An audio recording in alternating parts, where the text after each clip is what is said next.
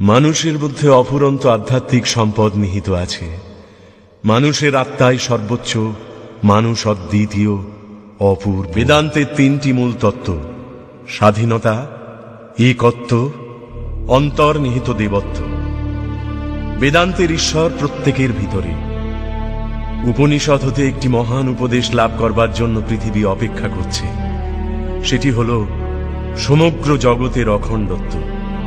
সমগ্র জগৎকে সঙ্গে না নিলে কোনো প্রগতি সম্ভব নয়। মানুষের মধ্যে দেবত্বের প্রকাশই সভ্যতা। মনে রেখো, আদান প্রদানই জগতের নিয়ম। ভারতবর্ষকে ইউরোপের কাছে শিখতে হবে বাইরের জগৎকে কি করে জয় করা যায়, আর ইউরোপকে ভারতের কাছে শিখতে হবে অন্তর জগৎকে জয় করবার উপায়।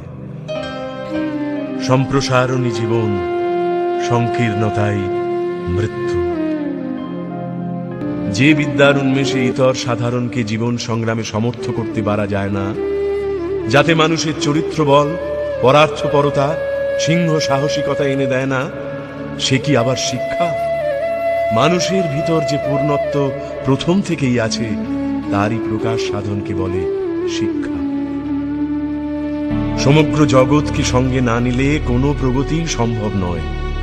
মানুষের মধ্যে দেবত্বের প্রকাশই সভ্যতা।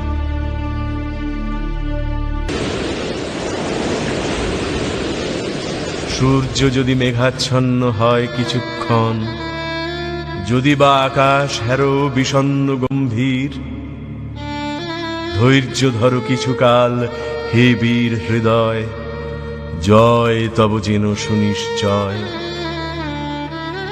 শীত যায়, গ্রীষ্ম আসে তার পাছে পাছে, ঢেউ পড়ে ওঠে পুনঃ তারই সাথে সাথে। আলো ছায়া আগাইয়া দেয় পরস্পরে, হও তব ধীর স্থির বীর।